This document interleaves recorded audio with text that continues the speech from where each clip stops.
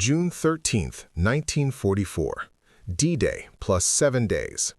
Over the blood-soaked Normandy beachhead where thousands of young men still wash ashore, 200 Luftwaffe fighters, sleek Messerschmitt Bf 109 G6s and brutal Focke-Wulf FW-190A8s swarm a lone formation of 8 P-47D Thunderbolts, escorting a limping box of B-17 Flying Fortresses back from deep raids on Berlin's oil refineries.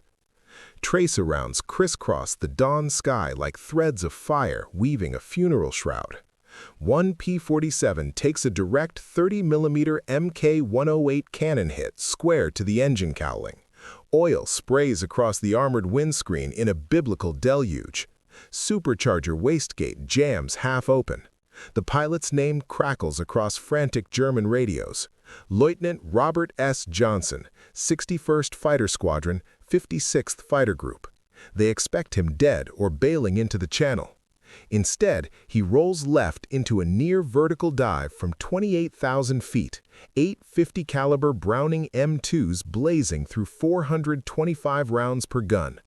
In 15 heart-stopping minutes, 2 FW-190s erupt in mid-air fireballs. One spins inverted into the cold English Channel 20 miles off Le Havre. The other slams belly first into an ancient Normandy hedgerow, bursting fuel tanks igniting 500 gallons of 115-octane avgas across 3 acres. A third Me-109G limps away, trailing 80 pounds per minute hydraulic fluid from punctured lines, confirmed destroyed by Johnson's wingman, Lieutenant Jack Caldwell, who circles the smoking crash site at 2,000 feet. Johnson limps home to RAF Boxted with 60 bullet and shrapnel holes stitched through his Jug's wings and fuselage, cockpit armor cracked but holding firm, right aileron cables frayed to threads. Luftwaffe Experte Egon Mayer watches the entire impossible sequence from his own FW-190A8 2 miles distant, voice breaking over RT. Wie macht ein Mann das? How does one man do this? This wasn't marksmanship. This wasn't luck. This wasn't even bravery in the romantic sense. Robert S. Johnson's farm kid trick, deflection shooting honed leading jackrabbits across Iowa stubble fields, boom and zoom tactics born from dropping rocks on groundhogs from silo tops, revealed 4 fundamental impossibilities that rendered German air superiority not merely difficult, but mathematically, physically, spiritually impossible after June 1944. A people who trained pilots by the literal million through civilian pilot training programs and college air squadrons. Skies that weaponized stratospheric altitude where Luftwaffe engines choked on thin air. Factories that outproduced the entire Reich economy 20-to-1 at peak, delivering 823 P-47Ds monthly from 5 dispersed plants. And American national character that transformed illiterate plowboys into aerial wolves who fought not for glory, but for the simple arithmetic of going home to wife and child.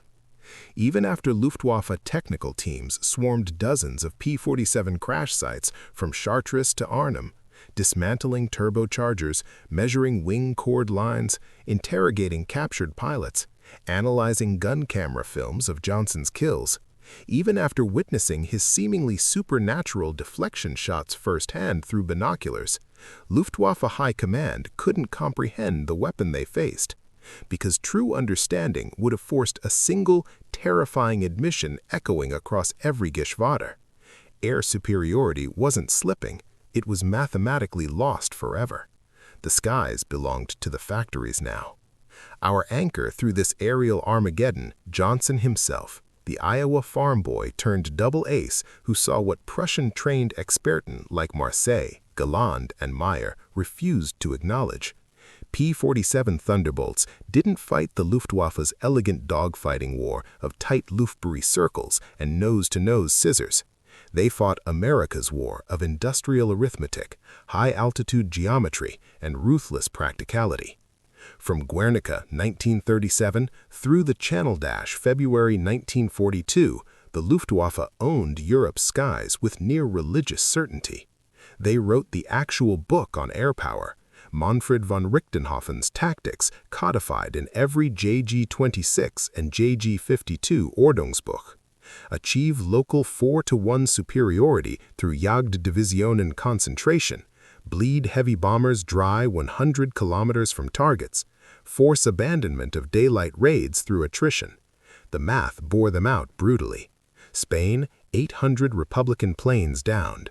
Poland, 1,200 kills in 36 days.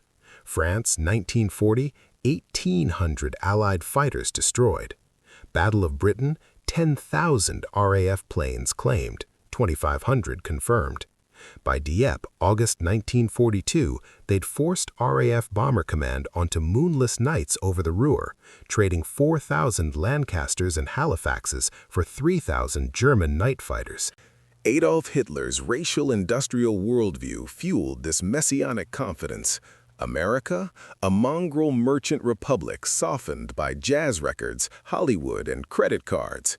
Their pilots will shatter like glass after 25 missions, Hermann Göring boasted to assembled Geschwader Kommanderans at Corinthal in January 1943. Propaganda reels showed burning P-40 Warhawks in Tunisia, ditched F-4F Wildcats clogging Tarawa Lagoon, B-25 Mitchells limping home from low-level Ploesti. Recent momentum blinded them further. FW-190A entered frontline service July 1941, fastest prop fighter alive at 408 miles per hour below 20,000 feet, 4 BMW 801 radials driving two 20mm MG-151-20s plus two 13mm MG-131s that shredded Spitfire VBs at 400 yards. ME-109 G6 Kurfürst added the 30mm Mk-108 by mid-1943. 3 devastating hits sufficed for any bomber. But the colossal blind spot they refused to acknowledge, a fundamental misreading of American industrial depth and human capital pipeline, would expose itself layer by excruciating layer after P-47Ds deployed to 8th Air Force in April 1943. The USAAF activated its mass training program July 1941, 42 flying training schools from Texas to Oregon, producing 50,000 combat-ready pilots yearly by 1944, peaking at 193,000 total aircrew. Republic P-47 prototype XP-47B first flew May 6, 1941. Pratt & Whitney R2800 double WASP radio with General Electric turbocharger specifically engineered for 30,000-plus feet, where Luftwaffe DB-605s and Jumo 213s choked without nitrous. Luftwaffe Fliegertechnica Academia teams captured intact P-47D5 crash near Chartres, June 17, 1943, shipped to Rechlin Test Center, dismantled every rivet. OKL Rechlin Report RLM GL 3-number 1943-06-28 dismissed it coldly. Heavy, 19,000 pounds loaded, underpowered above 20,000 feet, 380 miles per hour max, wide turning radius. Fatally missing how the intercooler-equipped turbocharger wastegate delivered unlimited manifold pressure across 25,000 to 42,000 feet, where ME-109G service ceilings sagged to 22,000 feet practical power. Enter Robert Stafford Johnson, the narrative spine threading every dogfight, every gun camera frame, every post-war memoir accounting of this aerial catastrophe. The 22-year-old Iowa plowboy whose field-tested instincts pierced the fog of Prussian tactical dogma, where Gallen's slide rules and Mulder's geometry failed. Born January 22, 1920, in Lawton, Oklahoma, amid gathering Dust Bowl black blizzards. Father died 1925, consumption. Mother packed 5 boys to Council Bluffs, Iowa. 40-acre corn and soybean spread off Highway 30. Age 10, Winchester .22 pump action for jackrabbits denuding alfalfa. Age 14, John Deere Model B tractor mechanic, plowing dead straight furrows mile long against prairie wind. Age 18, Pearl Harbor enlistment day after, December 8, 1941, age 21 years 11 months. His decisive exposure came summer 1942 at Luke Field Advanced Flying School, Arizona, flying P-40E Warhawks against civilian contractors simulating Luftwaffe swarm tactics under technical training command instructors fresh from RAF Eagle squadrons. First time witnessing true energy fighting. You don't turn fight 109s like P-40 instructors taught. You dive through their trap, trade speed for height, boom again. That farm insight crystallized instantly, leading zigzagging jackrabbits 40 miles per hour across harvested stubble at 75 yards taught instinctive deflection angles, 15 degrees closing, 30 degrees beam, 45 degrees overshoot recovery before gyro sights existed. By April 1943, First Lieutenant Johnson checked out on P-47D-2s at 9th Air Force, then shipped Suffolk, England for 56th Fighter Group, Zemke's Wolf Pack, under Colonel Hubert "Hub" Zemke, the Montana cowboy who'd already logged 15 kills flying P-40s Tunisia. Johnson's signature frame from his 1958 memoir, Thunderbolt, cuts like bayonet. Luftwaffe aces flew like Prussian officer cadets, precise Lufberry circles, nose-to-nose Immelmans, rule-bound energy curves from Richthofen himself. P-47 pilots flew like we'd always lived on 160-acre spreads, practical deflection leads, ruthless throttle management, endless altitude reserves. They studied our crash sites bolt by bolt, interrogated our POWs, analyzed our gun films frame by frame. They never understood our pilots, the farm boys who fixed our own punctured radials with baling wire mid-mission. Johnson personified the clash between American pragmatism and Nazi tactical mysticism.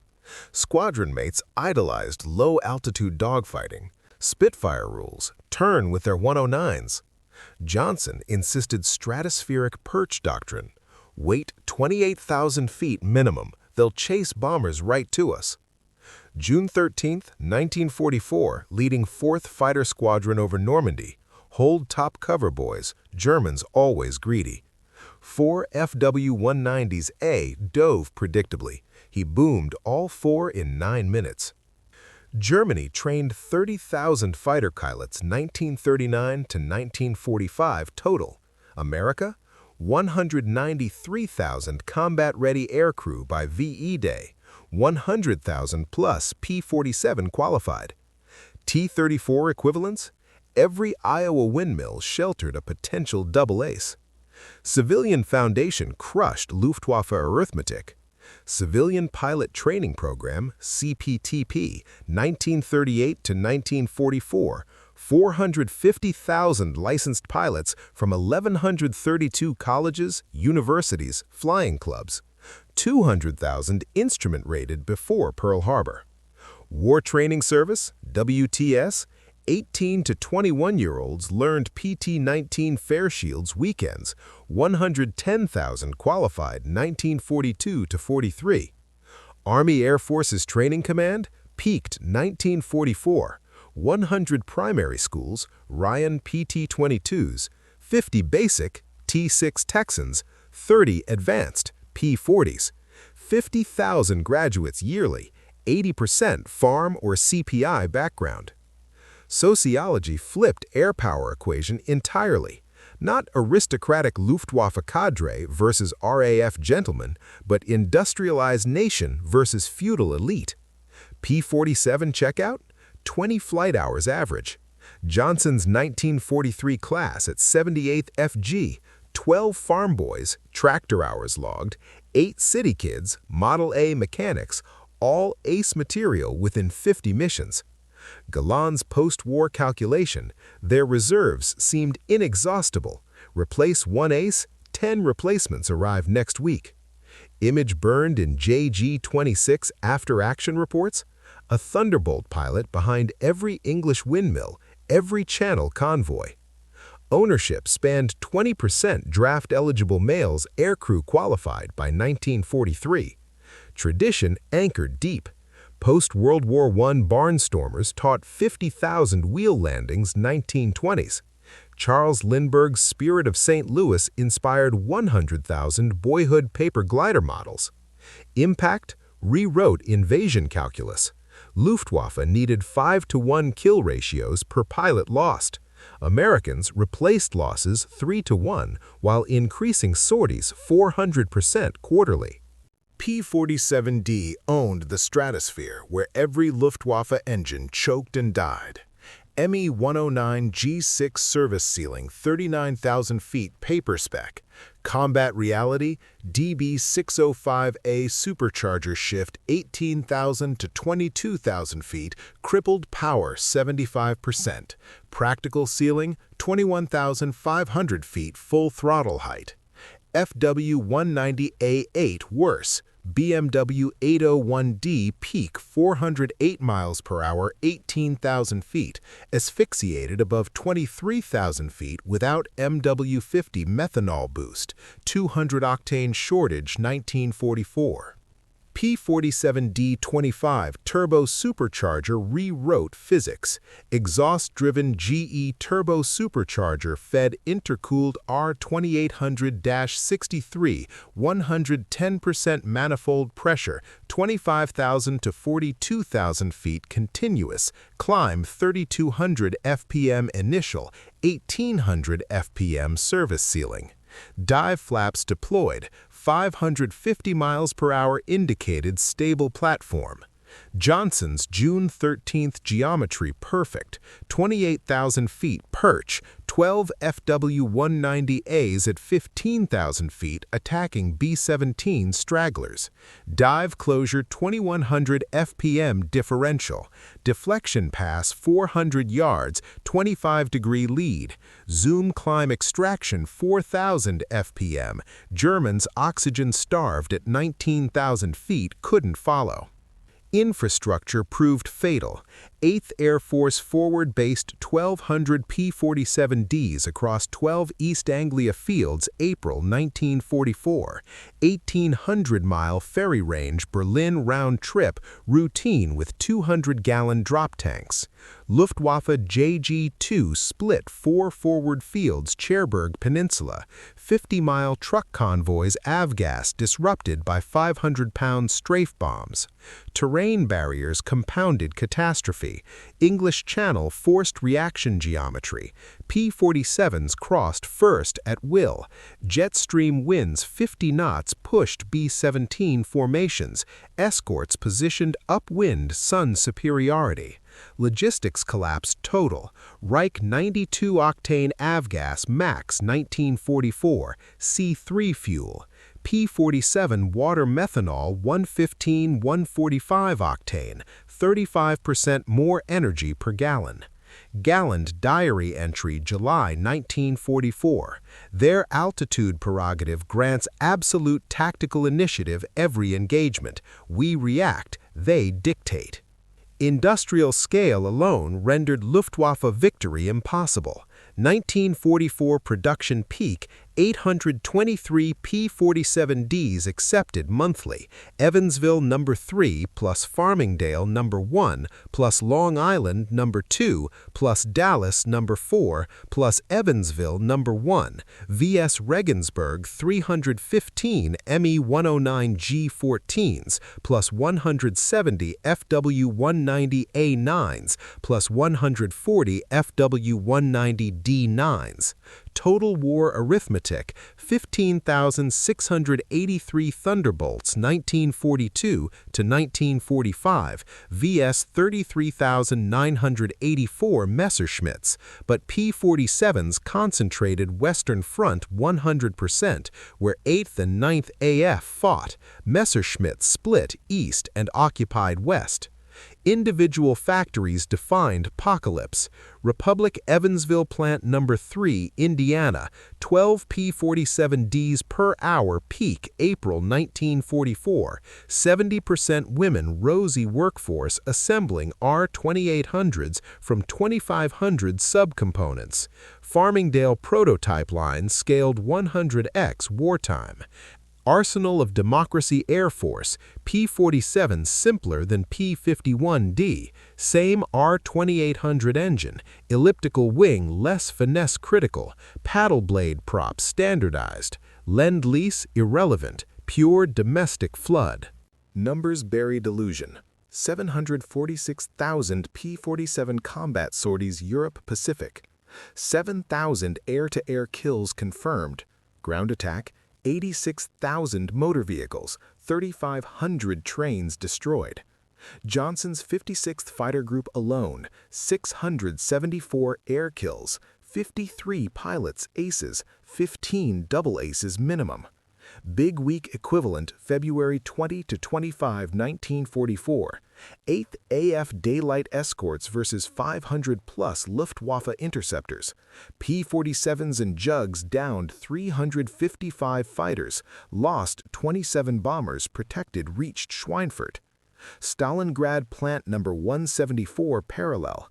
Evansville rebuilt punctured fuselages under simulated Luftwaffe raid conditions, delivered 1,100 Jugs March 1944 amid February ice storms. War Manpower Commission equivalent, 50% GDP aircraft 1944, $98 billion total war production. Johnson's debrief observation post-June 13th. Luftwaffe built one beautiful 190 per test pilot.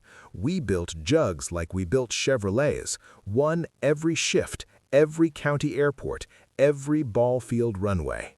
Revolutionary DNA forged unbreakable aerial psychology.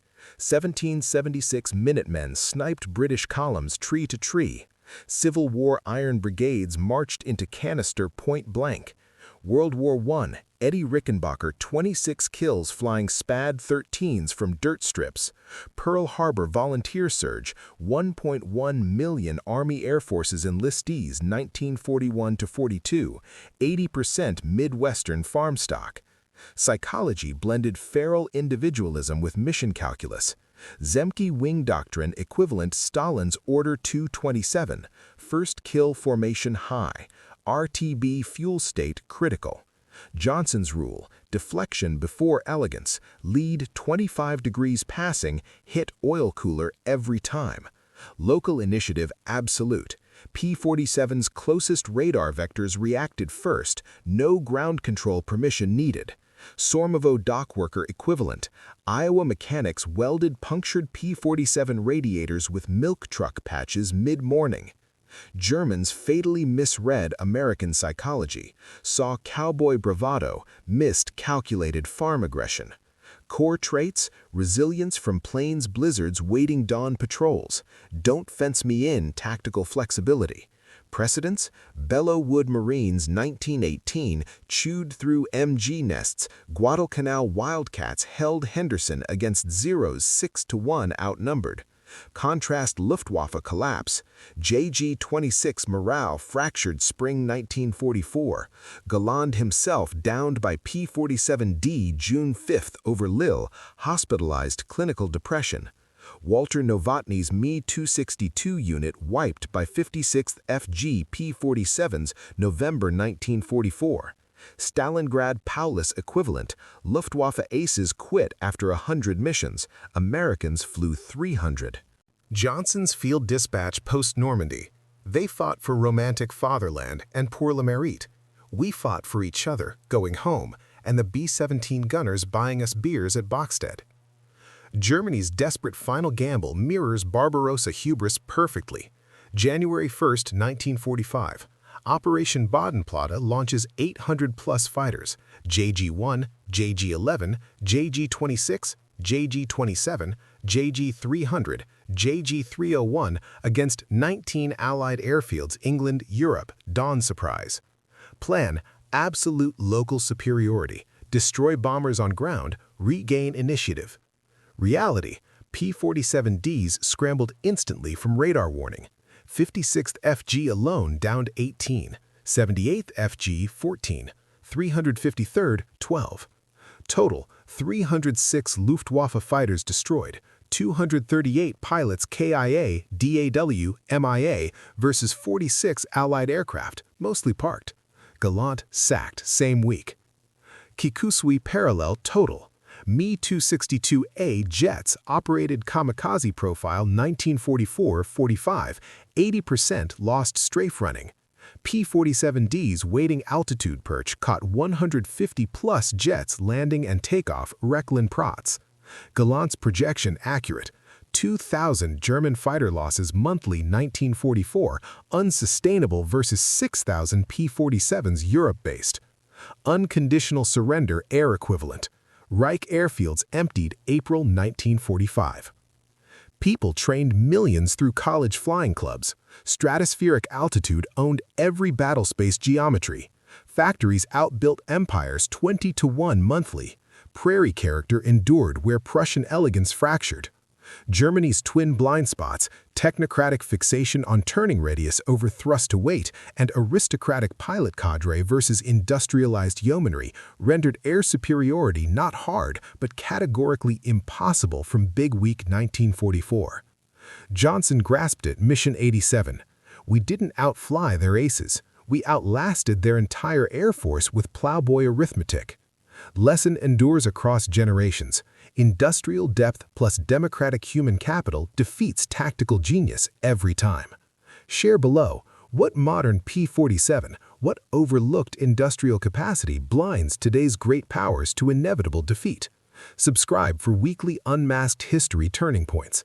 National character doesn't merely endure, it conquers.